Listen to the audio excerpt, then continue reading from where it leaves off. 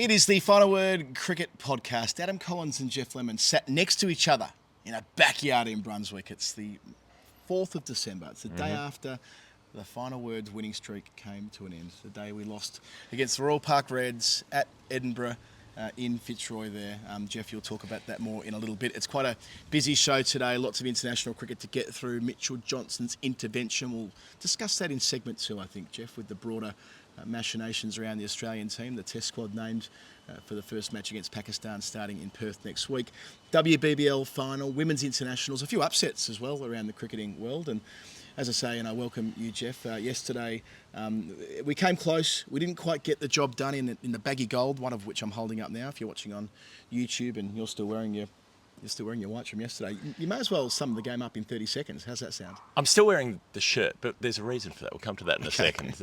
Not just a night that continued. although it did have that potential at one stage. It did. Well, I just felt like people needed to see this, or they might need proof. That's all. You might need evidence if you're watching on video. In 30 seconds, Reds batted first, good opening partnership, but they weren't going super quickly between Harrow and Harry. There was a run out, nipped off a couple of players just short of retirement. Harrow did retire, a couple of wickets through the middle. Final Word spinners did really well, Ditchy up particularly, and then they nudged on towards the end but didn't quite get up to a runner ball. So chaseable score at 172, going along well. Jack Jorgensen made 20 opening the batting for the Final Word, but Shane Brown did a hamstring. Things unravelled a bit through the middle order. Adam Collins came in and clobbered 20 off 10 balls, and we were in the hunt when Ben Rennick came back in as a retiree after we got through the tail, smashed 45 not out from about 30 balls. Tremendous performance, but 16 short when he lost his last batting partner, wicketkeeper Tambo, going over cover, lost his stumps, and that was it. But they were almost there. Still had about 2 overs in hand. I think could have done it. Coulda, woulda, shoulda. There were. If I'll finish the summary there were a range of things that didn't go quite right. Mainly, I think our side fielded well on the ground, but dropped 5 or 6 catches, and their side took a couple of absolute screamers. Harrow, you're not supposed to be able to take catches at this level with both feet off the ground at cover, horizontal. That is reserved for proper cricket. Yeah, so Harrow, I think he, as I understand it, was recruited to the club from New South Wales a couple of years ago and plays in the ones. Good cricketer, but you're right, Sunday friendly stuff. Pulling out a couple of screamers and one on the boundary as well. Put one down, but it didn't matter because they won it comprehensively. The last wicket was bowled. I've been blaming myself for the loss, getting caught at deep square leg on the rope on 20. If I retire there, we probably win, I'd imagine, because I would have been able to come back and batter with Ben. Doesn't happen. I'm still kicking myself. Glenn got caught. Glenn for about 20-something as well. So 3 of our batters were out the 20s and only 1 retired. The difference being they had a couple retire and came back and smacked 15 off the last over. At the time, Hutch, who was there, batted at 3. Batted 3, yeah. Opened the bowling, batted 3, and then wicket kept the second half. So he was an all-round threat. We thought that he'd juggled the ball when celebrating a la Herschel Gibbs 99 World Cup. That was certainly the view on the boundary line, I can tell you. Yeah, it looks that way.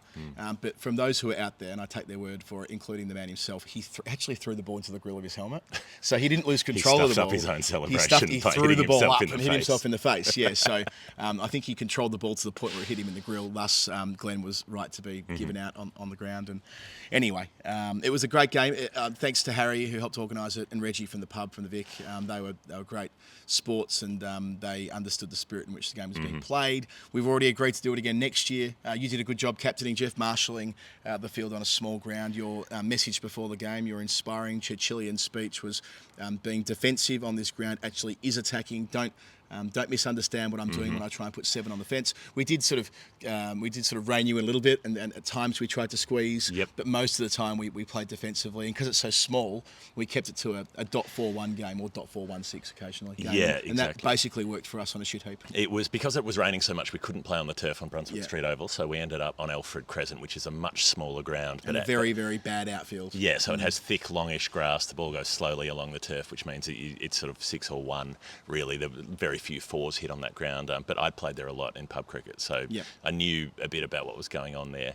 And Ben Rennick, who hasn't played for a few years, an honourable mention for him, came in, bowled 3 overs, none for 7 with his left arm fizz, and then smacked 45 off 30, including a 6-over cover.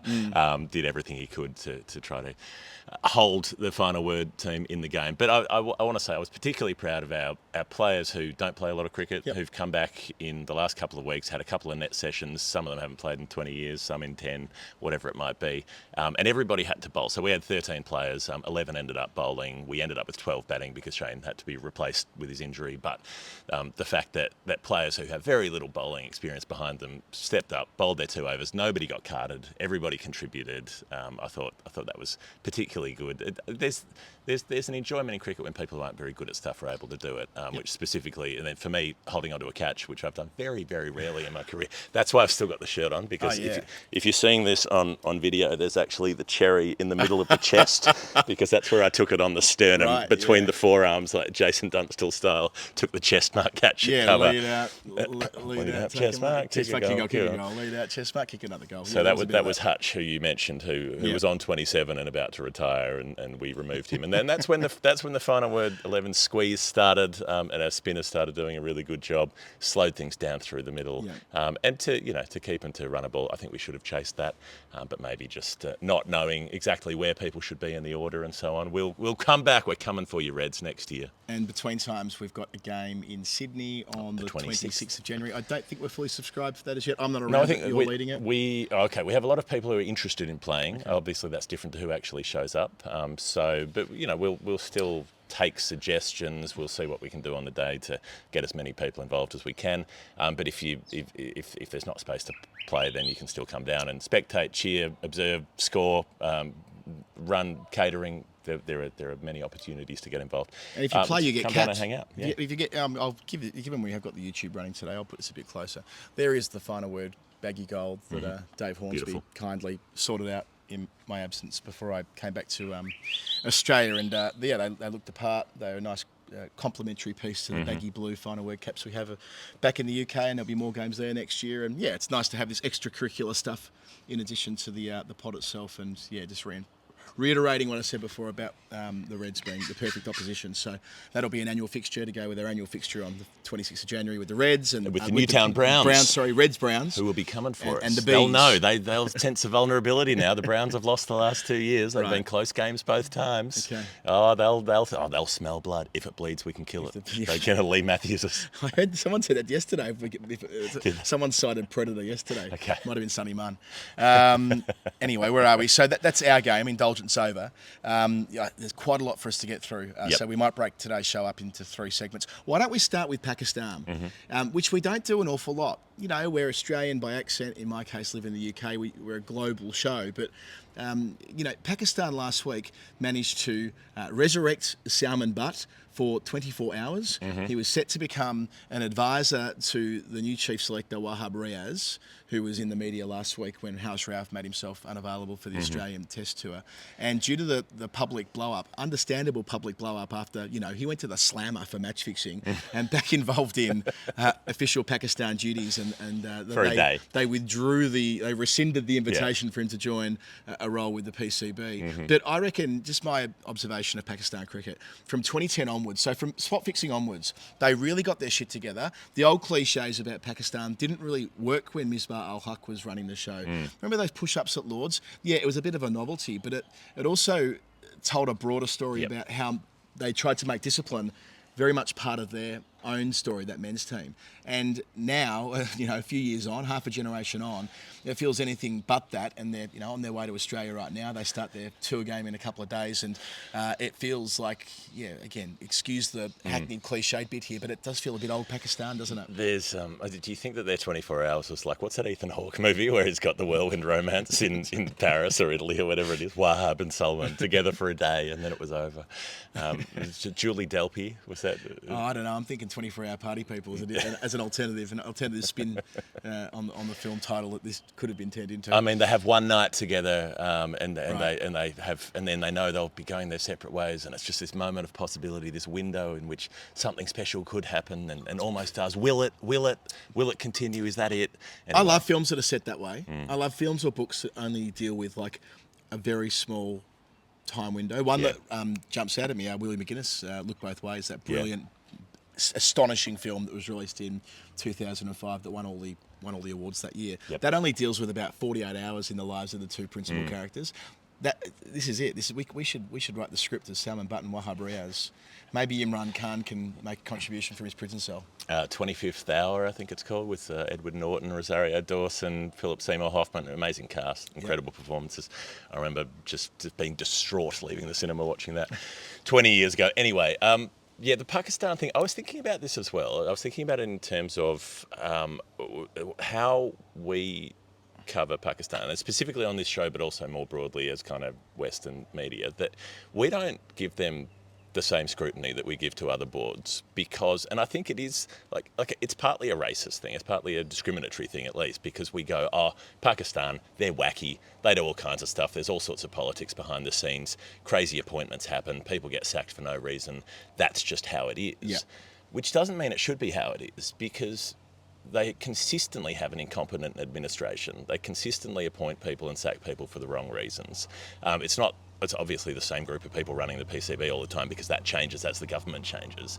But it is a rolling shit show, and it deserves more scrutiny than it gets. You look at Mickey Arthur getting sacked after the 2019 World Cup goes badly and as coach, and then getting rehired as effectively coach before the 2023 World Cup. You were no good last time, but we'll have you back this time, and now they might be going to sack him again because they went badly again. Imran Khan getting pushed out as Prime Minister, and then immediately Ramiz Raja gets knocked off as, he was chair or chief executive, chair of the PCB. He'd set up the Pakistan Women's Super League that they were going to have. That got nobbles, got greatly reduced, and they lost that first mover advantage they might have had over the women's IPL. And that's just because the Prime Minister's changed. The administration of the PCB has to change as well.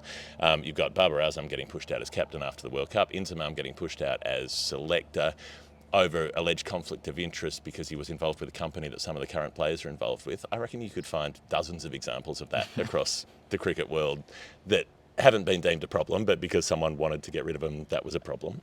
And it goes on, right? And then you get Wahab Riaz being appointed as the selector instead of Inzamam, while he's a member of government. He's the caretaker sports minister in the provincial government of Punjab, he's not a federal minister, but he's a provincial level minister. That was supposed to be a temporary position because they were supposed to have elections in April. He got appointed in January to do it for a few months. Those elections have been delayed almost a year. They're now due to happen in February next year. So as far as I know, he still has that position in a government position, and he's being the selector. And then he goes, who do I want to advise me? I'm going to choose 3 advisors to help me select the Pakistan team. Let's get convicted match fixer Salman Butt. Let's get Kamran Akmal, who was never convicted of match fixing but was investigated a number of times and was in many conversations associated with spot fixing and other irregularities and misconduct across the world of cricket. And then you've got this weird thing where Kamran Akmal and his brothers are all cousins of Babar Azam, who's now on the outer, but the Akmals are back. And Umar Akmal, his brother, did get done for spot fixing as well, so he's got a corruption conviction on his record. Like, it is just extraordinary. And imagine how savagely we'd be taking on any other administration that pulled some shit like this. Yeah. I suppose Mark Waugh was a selector, and he got done for taking money off a bookie as well, and he was a TV commentator at the same time. So in some ways, Australia doesn't have much to talk about in response. But when the Mark Waugh thing and the Shane Warne stuff went down, the response to it was divorced from how well Australia were going on the field. Yeah. It didn't matter that Waugh and Warne were in the first side, very much stars of the Australian team. It was analysed independently of that, and that's where I think we don't do the same thing with Pakistan. If they have a good tournament, remember they made the World Cup final this time last year. They get on a roll somewhere. Remember they came 5th in this World Cup. And we get excited about on net run rate. That's right. We get excited by what's going on the field and ignore the off-field. Pakistan's women had an astonishing win a couple of days ago against New Zealand in Dunedin. We'll talk about that later. They might roll up at Perth next week and I don't think this will happen, by the way, but if they rock and roll Australia in the first Test match, this stuff will just get immediately ignored. So, I think that this is where the scrutiny needs to be there. Not only when the men's side's doing poorly, but more broadly, because they're a full member, and you're right, they shouldn't get away with it just because they've got this reputation of being loose. And they're a big member. It's not like they're not one of the ones with getting a lower amount of money sneaking in at the bottom. They're getting a big chunk of cash. They've won World They're Cups. a big market. They've got 200 plus million people. They've got, they're not India in market size, but they are a huge market nonetheless. They've got big TV deals. They have money. They're one of the countries that actually makes money out of cricket instead of losing money out of cricket. Yep. So we should be treating them with more seriousness, just as a general observation, as well as you and me sitting here. Speaking of India, south of the border, down India way, the Australians are finally coming home. They're finally coming home. They've been there for so long in India through the course of the 50 over World Cup and the T20. There are POWs who saw their families more than some of these Australian players in the last couple of years. Travis Head especially. He played all the way through. He went late. He stayed home for the first. No, that's true. That's true. Like after 2 games, Ant said, "I'm going home." Fair enough. I like that they were like, "No, you've got to do your 8 weeks." Like that's the sentence. If you came late, you're staying back after school, Travis. Yeah. So Zampa just decided to go. I say decided. It sounds like he decided he was going home after 2 games. Maxwell had to stay for 1 more, which is his 100th international. Yep. Goes on to make a century while we were sleeping. We'll get to more Maxi stuff in a moment. By the time that they reached the 4th one-dayer. That was on Saturday. The side was Head, who again should have gone home a week ago. Philippe, McDermott, Hardy, David, Short, Wade, Dwarshuis, Chris Green on debut. The big German disco, Jason Behrendorff and Tanvir Sangha. Not exactly household names. No reflection on them. Where was Will Basisto? Where was Will? Get Will Basisto Well, in the it side. does have a bit of a Caxi Australia A feel to it. That 100%. team. That's the way. And they might have learned a thing or two. Yep. The way Behrendorff bowled in that game where Maxwell made the 100. Maxi's man of the match. Right, Maxi's man of the match, and fair enough, right? 104 not out from 48 balls. It's probably Behrendorff though. Behrendorff 4 overs, 1 maiden, 1 for 12. 1 for 12. In the context of the first innings where Guy Quad made 123 not out in 57 balls, they get 222, batter's game and so on. But Behrendorff had consistently good performances in the post-Stark world, and Stark stepped on a cricket ball before the 20 over World Cup next year. Behrendorff's probably next in the queue for that spot at the moment, I would say, with experience at the 2019 World Cup. And to his credit, he's had to come back from so many bloody injuries. Like on determination alone, I want to see him have something of an international career. It raises an interesting philosophical question, which is if a bowler has figures like that and the side still goes for 220, are they actually the best player in the match? Or did the batting side just work it out really well and say, well, we're not scoring many against this guy, so we'll sit on him and we'll take the rest off someone else? Because the overall bowling performance, not many T20 sides are going out there thinking we're going to get more than 220. Like that's about the ceiling. So I suppose the fact that Australia have effectively lost the game at the point that Maxwell's out there and he has to produce something absolutely ridiculous to run it down. And I mean, watching that innings back was a lot of fun because it was just all the hits. It was the classic kind of stuff, the stupid month that he's had, fastest World Cup 100, double ton, batting at 6 in the World Cup, and then this one, 104 not out of 48. He seems to relish those opportunities when the game is lost, basically, when you shouldn't be able to win. And most players over a long career might have 1 or 2 crazy performances where they win a game they have no right to win. He's probably got half a dozen, maybe more. 4 T20 international hundreds now as well. Yes, which no one. So Rohit Sharma's got 4, and he's got 4, and that's it. And that's in 100 games. So imagine saying, and this is having not opened the batting most of the time, although one of them did come opening the batting. Yep. You're going to make 100 every 25 matches in T20 international cricket. Like it's insane. Players don't make hundreds in T20s. They're very, very infrequent just because of the constraints of the format. So, yeah, he's red hot at the moment, and it was fun that there was one more in it, even if it was a game that didn't mean a whole lot in the broader scheme of things. It did prompt a whole bunch of speculation. Speculation is the wrong word. It wasn't speculation. It was more like, I guess, crystal balling. What would happen if Maxwell was picked for a Test match at the moment, batting the way that he is? It'd be a lot of fun. I mean, if one of the...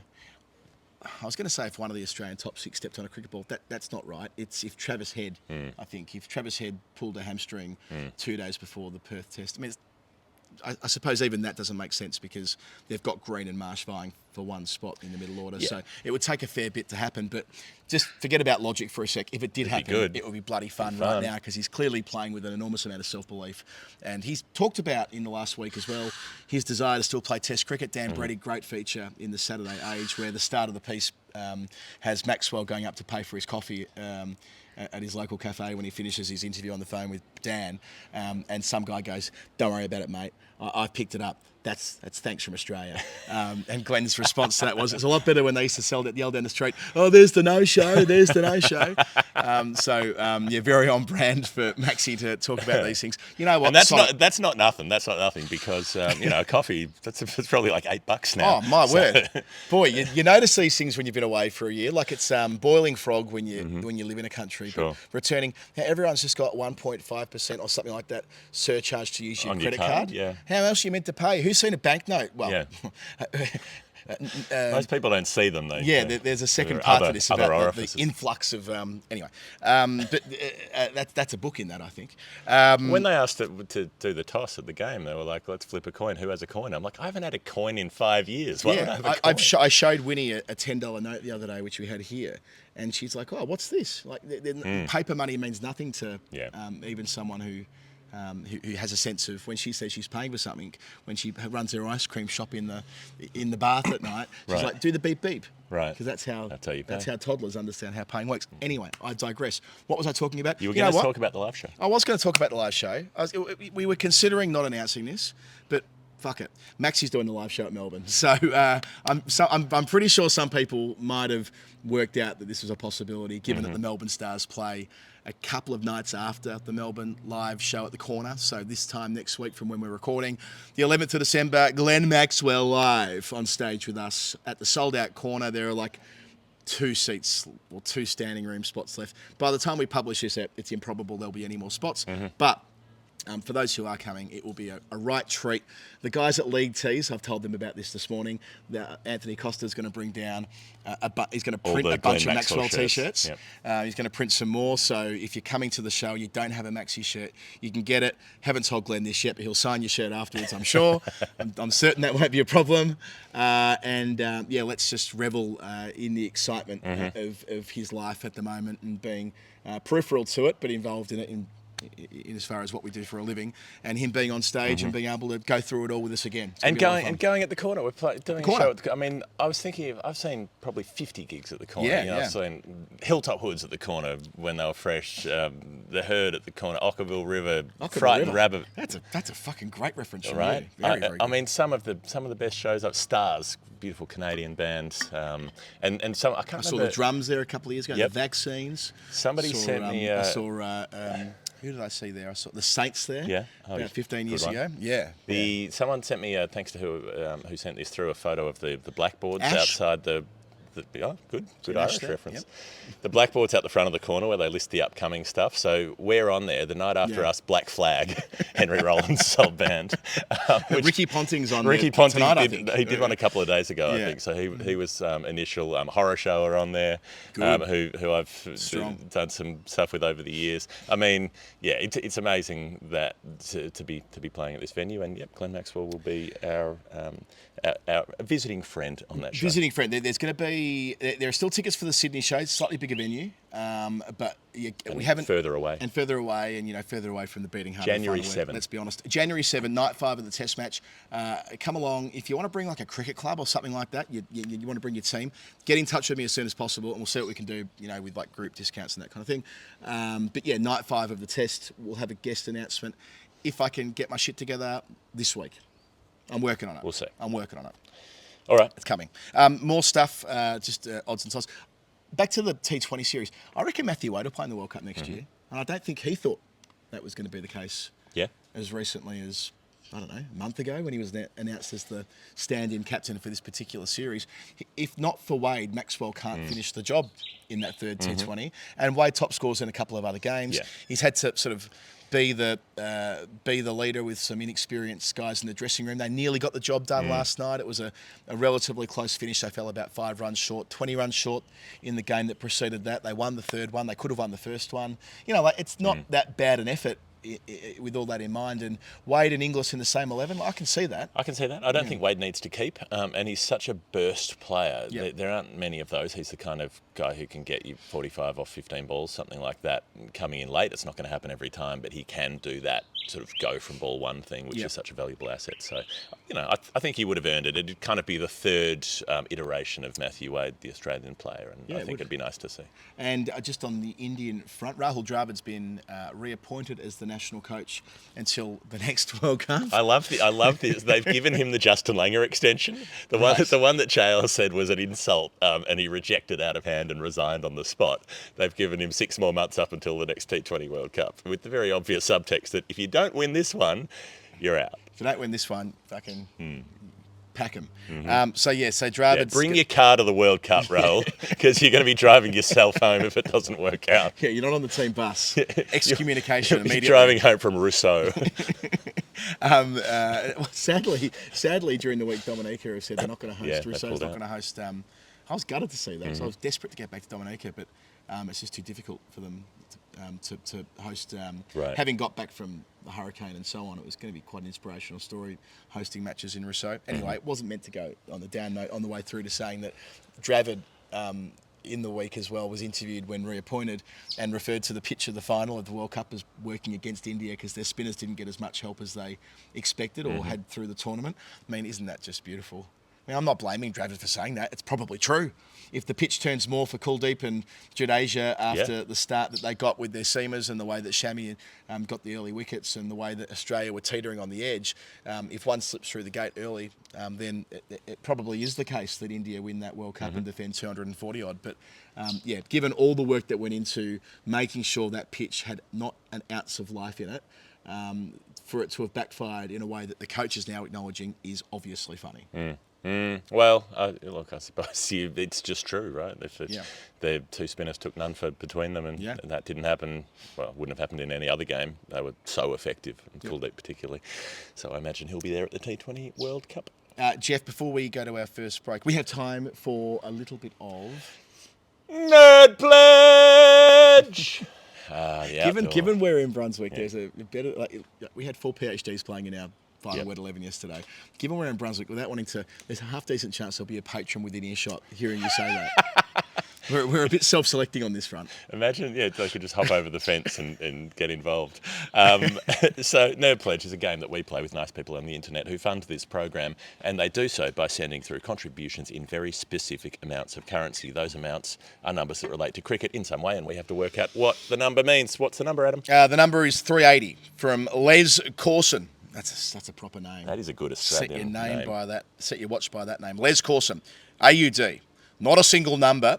That should cover it. I like that. He's got a Jim Maxwell voice. Centimetre perfect kick by Matera. Well, maybe it's a Dennis Kamiey. He's got somewhere in between. He's got a Les Corson. Here we are. Beautiful summer's day. $3.80 is the number, so 380 and not a single number. So I took that to mean it's not a fraction, not a decimal either, because that's still a single number, even if it's, I think, like 3.8 is still one number, if you will. Okay. I reckon. So it's good. So I thought most logically bowling figures 3 for 80, but I just wanted to look at something else because we do look at bowling figures a bit. So I thought, is there a match in which somebody batting has made 38 and 0 in a test match in a way that is interesting? It's happened 55 times in men's tests, once in women's tests. Jenny Gunn in 2005 when they won at Worcester made 38 in the first innings and a duck in the second. If you look at matches that have been won in the men's game, 55 comes down to 13. So 13 times it's happened in a winning side. And the most recent of those just seemed beautifully relevant to what we were talking about just before. It was Rousseau. It was 2017. It was the third test. The series was 1-1. Pakistan, had never won in the West Indies. They had been there 7 times since 1958. Misbah ul-Haq and Yunus Khan were playing their last test match. Misbah made a 99 there, didn't he? He made, not in that match, but maybe in different I think he might have made 2 90s in the same test in that series. He did. Jamaica, possibly? He certainly made a couple in the series. Towards the end, it was his signature move, making 90-odd, although he did make test hundreds, unlike his ODI career. He made 59 in the first innings here. Azhar Ali made a ton. Pakistan are on top. They make 376, bowl out the Windies for 247, so they're leading by about 130. That should be enough, right? But Shannon Gabriel takes 2 in the 3rd innings. Roston Chase and Devendra Bishu, the spinners, get involved through the middle. Alzari Joseph has his say. They're 7 down for 90, Pakistan, so they're only about 220 ahead at this point. Muhammad Amir, I mentioned Salman Butt before, he was involved. He digs in for a while, and then Asad Shafiq gets out, and Amir finds an ally in Yasir Shah, the leg spinner whose work we enjoyed so much. He'd made a first ball duck in the 1st innings, nicked one off to slip off Jason Holder first ball, comes out in the 2nd innings on a king pair, and he really bunkers down. He bats for an hour and a half. He plays an on drive for 4 second ball that he faces, and then just blocks, just bats, just stays there. And only towards the end he takes on the other leg spinner Bishu a couple of times, hits him for a 4 and a 6. But he helps add 84 runs. He takes them up to 304 in front, and he makes 38 not out. And then they can pull out. They've got 97 overs at the Windies. They get a couple early. Roston Chase won't give up. He bats for more than 6 hours, makes 100, and everyone else just tries to hang on around him. And they do this pretty well. You know, Shai Hope does an hour and a half. Vishal Singh bats for half an hour. It's at that point where you're counting in minutes rather than runs in terms of your innings. Shane Dorrich, who just retired during the week from international cricket because he got picked in the Windies 50-over squad. I don't know if you picked up on this one. That was sufficient for him to retire from... Yeah, so Dorrich had played 1 ODI in his career, which was about 5 years ago. And then they picked him in the squad for the upcoming series, and he went, I'm retiring from international cricket with immediate effect. What, did he have another commitment? I don't know. Playing in the T10 or something like that? I don't think he had any. There was nothing in the report that I read, but he just didn't want to do it, I guess. Don't fancy it. No, Right. Don't fancy it. No, thank you. Anyway, he hangs around for a while, Dorrich for half an hour, Holder bats for 90 minutes, and the Pakistanis keep picking them off. Bishu's there for an hour, Alzari Joseph for an hour, and then Shannon Gabriel's there at 11. Negotiates 21 balls without drama, well, some drama, gets past 30 minutes at the crease, 2 overs to go, he's defending the first 3 balls, gets given out, caught at bat pad, they have a review, reviews it, didn't hit it, allowed to continue, defends the 5th ball, 7th last ball of the day, last ball of Yasir Shah's test match, you know what happens, wide outside the off stump, googly, inside edge, onto the stumps. Why did he do that? Why did he do that? Fazia Muhammad, we will remember that bit forever. And Pakistan win with an over to go. Yasir Shah, the bowler, obviously, who made 0 and 38 and took his 25th wicket for the series. To polish that off, it was 38 and 0. They're 2 different numbers. Do you know why he did it? He's been interviewed about it since, Gabriel. Can I guess before? Because I don't know this interview. Yeah. I think he picks it. I reckon because everyone's up at that point. They've got 11 around the bat, and it's wide of the off stump. And I reckon he goes googly. Like if this turns in and I'm poking at it, I'm popping up a catch to somebody, I've got to hit it over the top of the field. That's what I think. It's half right. I don't know whether he picked it. I don't think that's the case, but it's more that he realised that he calculated that the probability of him defending that ball with 9 men round the bat and gloving it or shouldering it to one of the catches was too great. Higher. Was too great. Yep. And even if he hacked it away, so long as he didn't get bowled, he was okay. And of course, he inside edge onto his stumps, and it was just enough of a googly, wasn't it, to defeat the major part of the bat and thus the chaos that ensues. And it looks ridiculous, but it wasn't it wasn't as much of a brain explosion as I think we thought it was at the time. There was some logic to it. It just was ill-fated. I think that's not the correct answer. I think the real answer is the last day at Lord's earlier this year, because this pledge comes in maybe 4 weeks after that. Okay. Stokes laying into everybody, smacks Hazelwood for 3 sixes. Hazelwood's trying to drive the ball into the pitch. They're getting Stokes to hit to the long side for Hazelwood, and he gets that top edge up in the air. Of course, is Alex Carey who takes the catch. Running to backward point, and Hazelwood's already got Ben Duckett out, who was flying with the short ball, and then he gets Broad out, who was the other part of that partnership that was doing the job with Stokes, and Hazelwood ends up with 3 for 80 in the defining performance of the match, the result that eventually defines the series. Australia go 2-0 up and don't lose the urn from there. So I think that's the true answer for Les Corson, but I just couldn't resist going back to why did he do that? Because, well, we'll remember it forever. Nice one. Okay, Jeff, that sounds good to me. Thank you to Les getting involved.